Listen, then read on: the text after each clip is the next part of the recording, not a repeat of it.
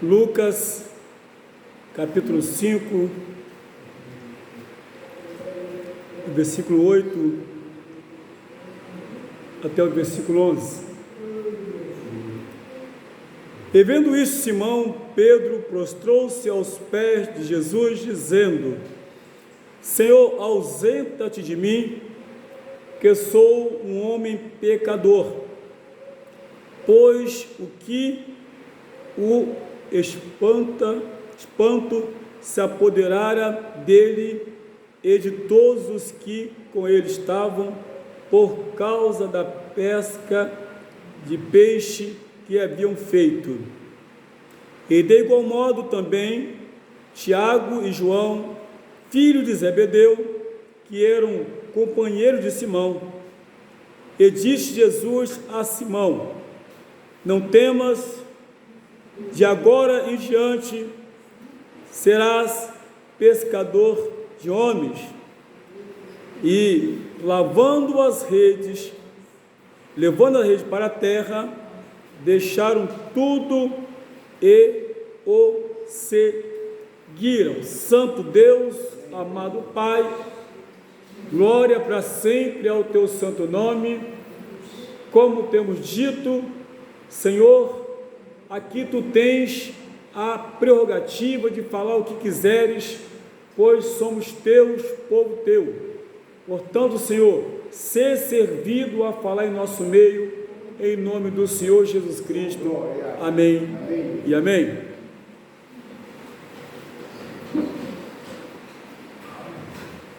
Meus queridos,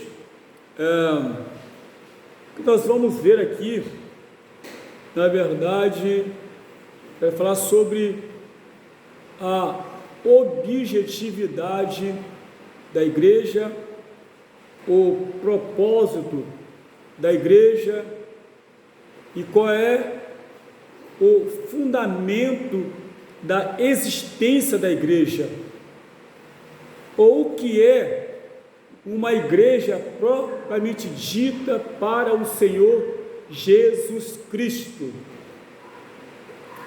E a primeira coisa que nós percebemos, a Bíblia nos fala aqui, logo no versículo 1, é que havia uma multidão apertando Jesus para ouvir a palavra de Deus. Ou seja, o povo sabia o que queria. Havia um povo sedento de ouvir algo de Deus. Mas você pode falar: mas espera aí, pastor, e não havia grupos religiosos?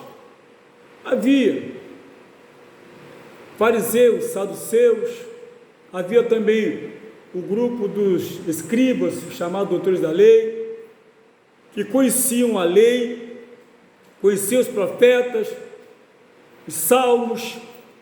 Então eram pessoas treinadas, na verdade, ou versadas no Antigo Testamento, mas eles mal se apercebiam, na verdade, de que essa palavra, de que era dito no Antigo Testamento, estava caminhando para Jesus.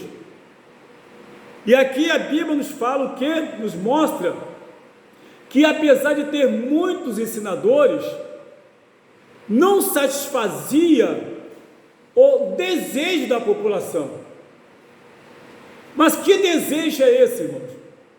É o anseio da alma. Não é o bem material, não é o evangelho mercantilista, da forma como muitas vezes se apregoam.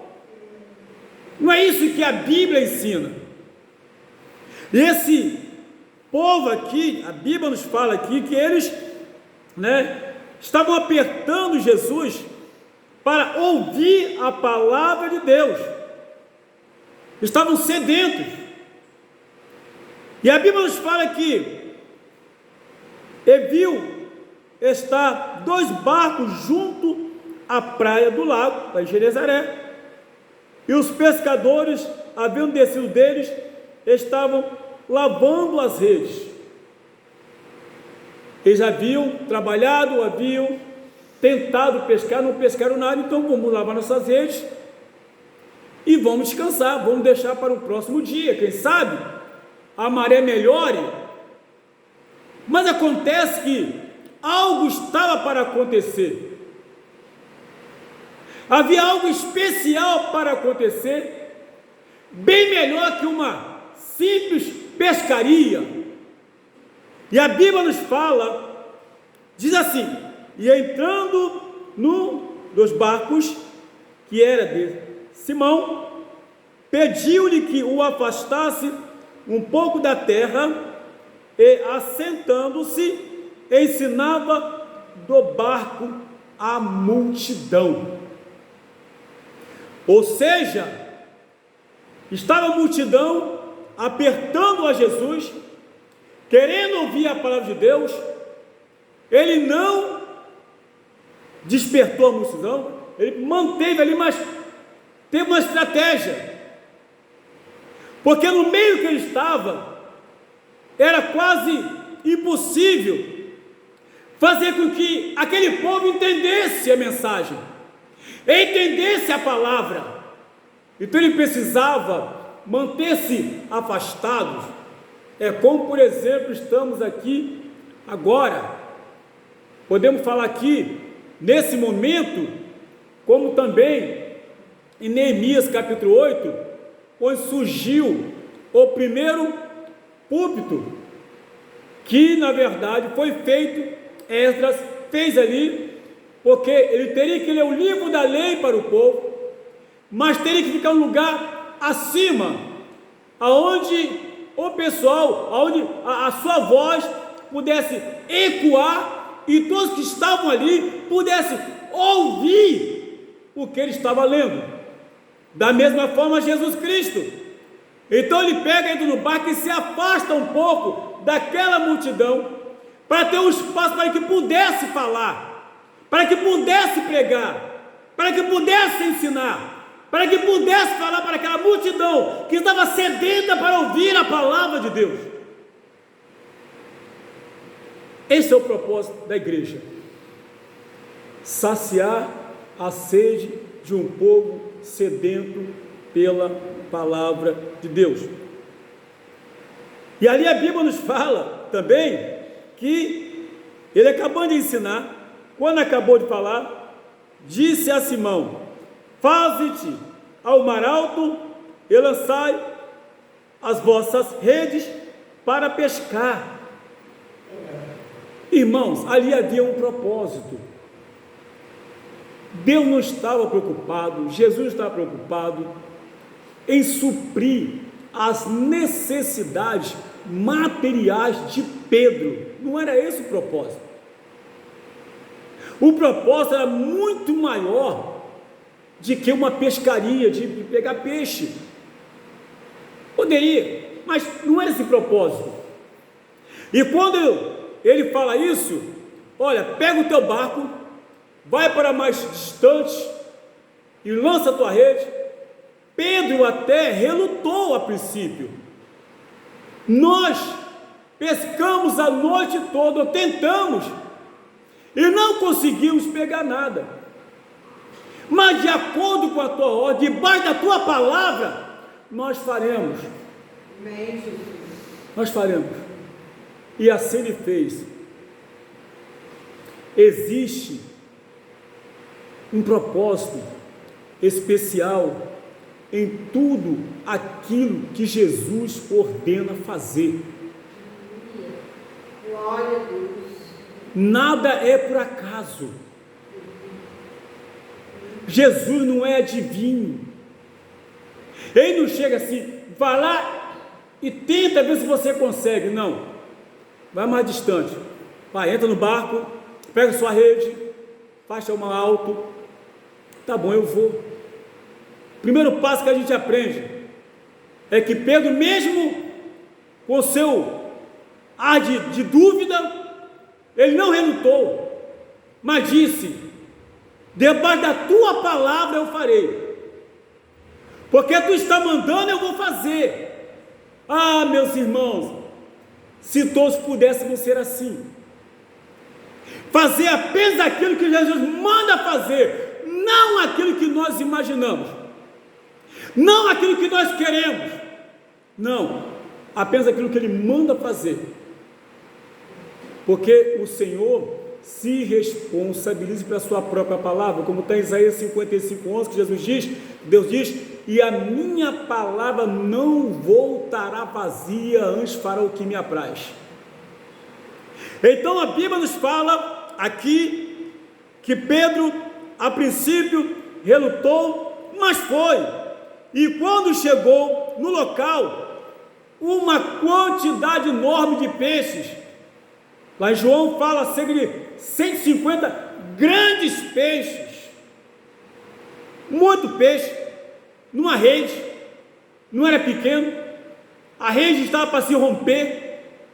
Então ali ele chama, olha para a terra, venha nos ajudar, porque é muito peixe, a pescaria é muito forte, e foram para ajudá-lo.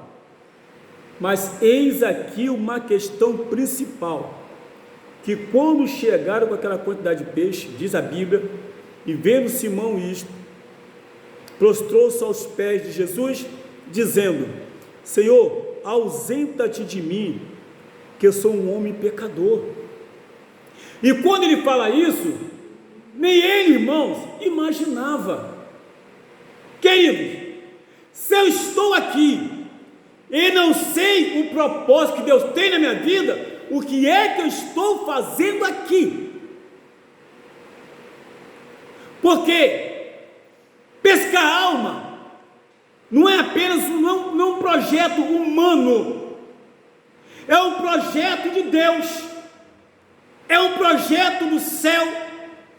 E quando Pedro fala isso, ele não entendia nada, ainda não estava entendendo, porque a visão dele estava baseado na incredulidade de eu mesmo ter tentado pescar na noite anterior e não ter pego nada, e de repente, com a ordem do Senhor, ele lança a rede e dá aquele montão de peixe, se sentiu mal, envergonhado, ficou decepcionado e entendia que através dessa atitude não poderia andar com Jesus. Mas a visão de Jesus era uma visão ampla, uma visão grande, não era apenas a questão que estava acontecendo, ou seja, não era uma visão de arraial, era uma visão de reino, algo além da nossa imaginação. Isso chama-se igreja, e baseado na palavra de Deus, que nós estamos vendo aqui, diz a Bíblia, pois que o espanto se apoderou dele e de todos os que com ele estavam, por causa da pesca, aleluia, de peixe que haviam feito. Então ficaram maravilhados, porque grande foi a quantidade de peixe que pegaram, espantados, talvez nunca houvera acontecido tal coisa. É possível que sim, porque eram pescadores experientes, eram pessoas que conheciam o mar, era o ofício dele, o ofício de pescador. Então sabiam quando ia, o que pegava, sabia tudo. Mas aquele momento era um momento especial para Jesus e para eles, para Jesus por uma questão espiritual e para eles por uma questão material. E segundo diz a palavra de Deus, e de igual modo também Tiago e João, filhos de Zebedeu, que eram companheiros de Simão, ficaram espantados, e disse Jesus a Simão, não temas, de agora em diante serás pescador de homens. Este era o resumo final. Aquela pescaria, queridos, era uma demonstração do poderio do Senhor, lógico, em termos materiais, mas também de uma visão futura, de uma necessidade espiritual de alguém que necessitava, queria necessitar. E a Bíblia que nos fala que não era aquela questão ali, era só um exemplo do que iria acontecer. Ou seja, o papel deles era esse, especificamente. E a Bíblia nos fala, queridos, em Atos capítulo 2, 37, 38, 39, 40, e aí vai até o 47, que assim que os apóstolos foram batizados no Espírito Santo, a Bíblia nos fala que Pedro, cheio de autoridade espiritual, começou então a trazer uma mensagem de salvação, uma pregação cristocêntrica, onde Cristo era o centro da tua palavra, era o centro da mensagem, aonde na verdade a visão é que pessoas entendessem, aleluia, o amor de Cristo, o cuidado do Senhor com a população. Quando ele traz essa mensagem, a Bíblia nos fala que quase 3.000 almas se converteram, quase 3.000 almas.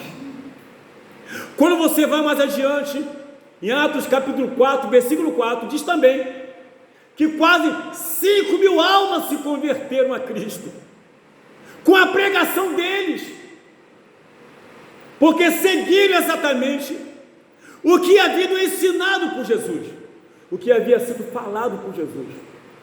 Meus queridos e amados irmãos, eu tenho certeza absoluta, em nome de Jesus, do que falo aqui.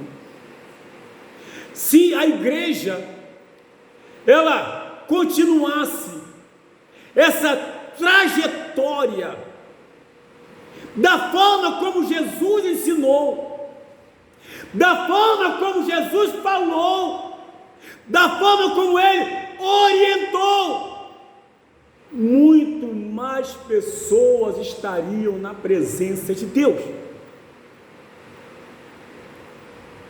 Não haveria, irmãos queridos, tanta invencionice. O Evangelho não é história humana, não é.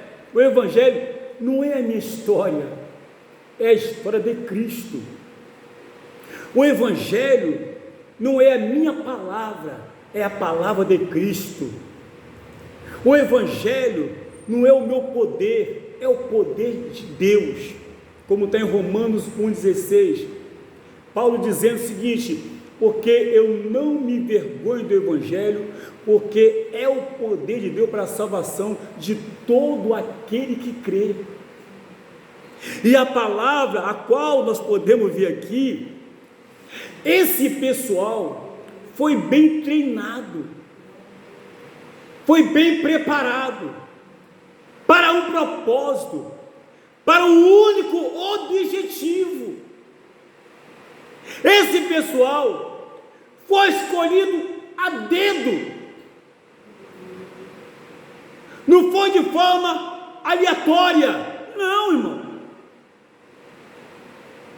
porque a gente percebe que pelo trabalho, pela escolha, como tudo vem de lá para cá, mostra que Jesus tem prioridade, pois a prioridade de Jesus Cristo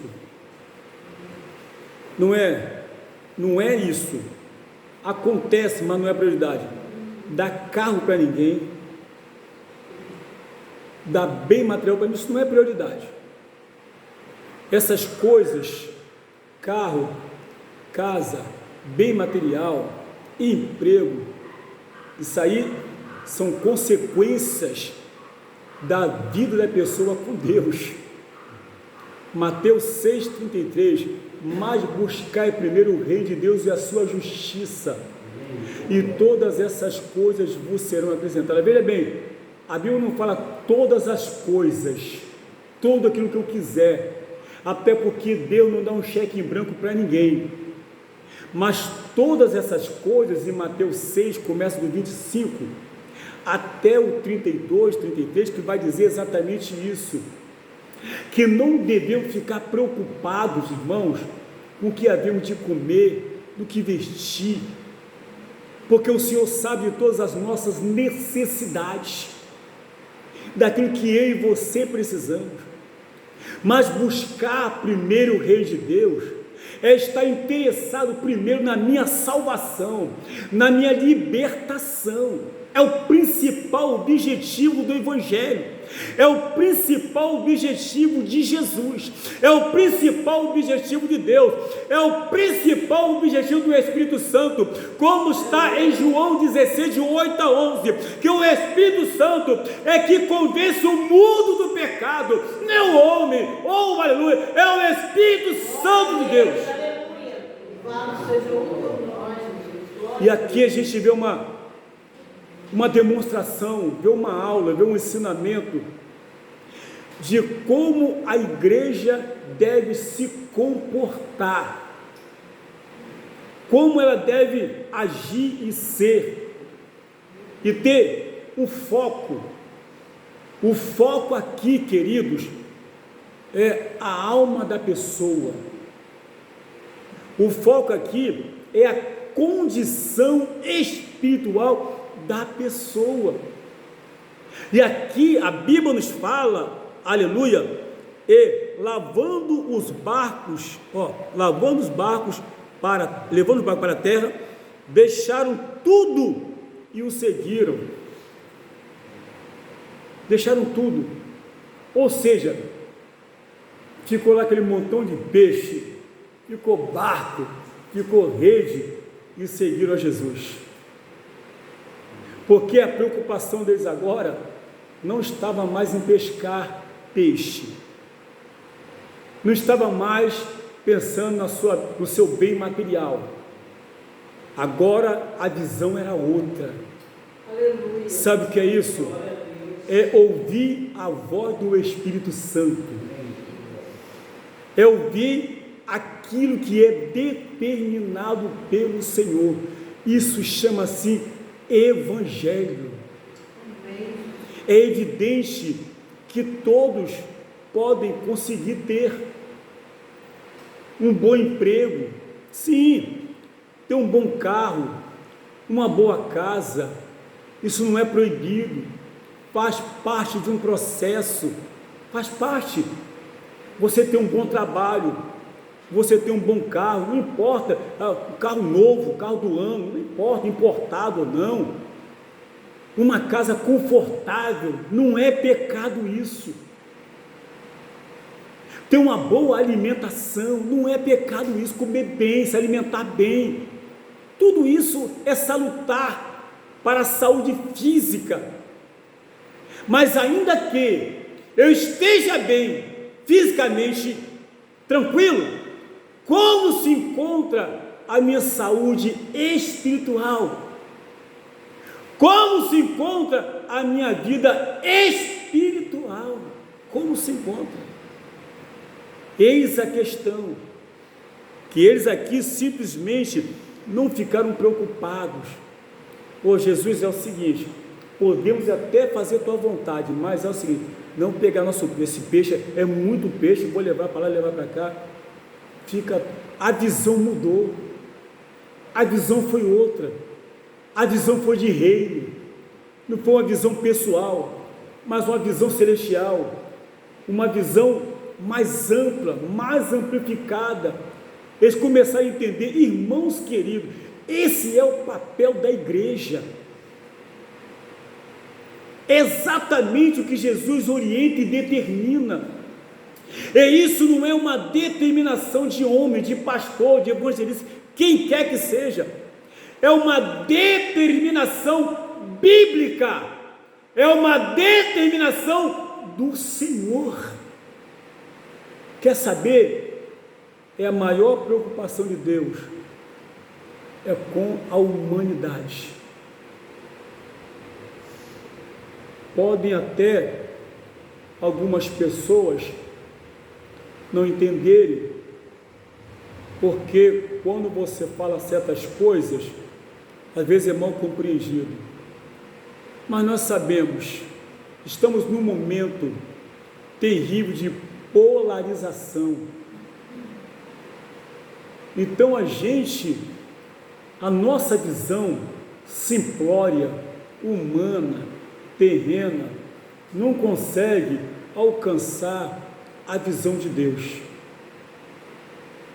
Então, devido à forma como os homens agem na terra, nessa questão política agora, essa guerra declarada, tudo pelo poder, tudo pelo dinheiro, é uma crítica, é uma compulsão pela riqueza, pelo poder tão grande, e aí começa a ter essa crise de irmãos com irmãos,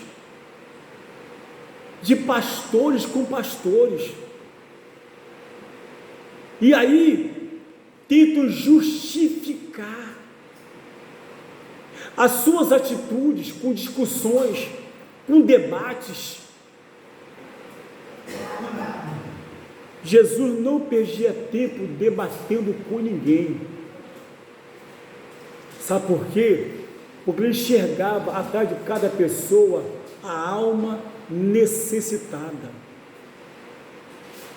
E quando você olha a palavra de Deus na carta de Paulo, na primeira carta de Paulo a Timóteo, no capítulo 2, a partir do versículo 1, que diz: rogo-vos, pois, irmãos, que fazeis orações de intercessões, de pregações por todos os homens em todo lugar, todos os homens que estão em eminência, os que estão ocupando cargos, os que estão lá na assembleia tal, para que eles possam ter a oportunidade de ter o conhecimento da verdade. E muito me preocupa, irmãos queridos, quando as pessoas, às vezes ditas evangélicas, ficam debatendo, xingando, gritando, discutindo, as almas perecendo, as almas se acabando, pessoas morrendo sem Jesus. E o papel da igreja não é exatamente entrar nessa discussão. O papel da igreja, aleluia, ela como igreja santa, é orar e pedir misericórdia ao Senhor. O papel de cada membro é agir como cidadão, não como aquele, na verdade, que se perde nas palavras, nos seus comportamentos, enquanto aqui na palavra de Deus a gente observa e vê a real preocupação do Senhor Jesus Cristo, e depois que ele passa essa preocupação, o real entendimento de Simão, só para a gente ter uma noção, o que é que está acontecendo, qual é a visão. E quando eu vejo essa festa toda, os cristãos assim vislumbrados, e eu fico pensando, e como ficam as almas, como ficam essas pessoas que não têm conhecimento da verdade, porque o papel da igreja é levar a verdade. O próprio Jesus fala em João 8,32, e conhecereis a verdade vos libertará. João 8,36, se pois o Filho do Homem vos libertar, verdadeiramente sereis livres. A libertação está no nome de Jesus. Aleluia. Está pela palavra. O Senhor garante aquilo que Ele fala. Verdade. Eu não caio de paraquedas. Eu não estou aqui porque eu quero estar. Um dia, como muitas pessoas, eu fui convencido pelo Espírito Santo através da pregação da palavra de um homem de Deus. Aleluia. Aleluia. Glória a Deus. Foi isso que aconteceu. Mas eu tenho certeza absoluta, se a igreja atual seguir exatamente os protocolos elaborados por Jesus, lá na época, na igreja primitiva, a situação seria outra. Poderia haver, com certeza, a real perseguição aos cristãos, mas muitas pessoas estariam libertas e salvas. Quando a igreja se preocupar com isso, muito mais pessoas serão beneficiadas com o poder do Evangelho. Então, por isso, não esqueçamos isso.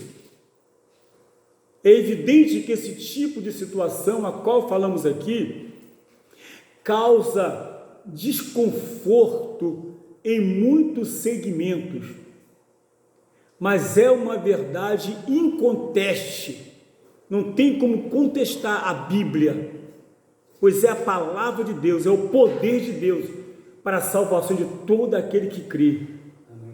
Por isso, meus amados irmãos, que nós possamos a cada dia crescer na graça e no conhecimento, para a honra e glória do Senhor Jesus Cristo, que vive e reina para todos sempre. Glórias a Deus.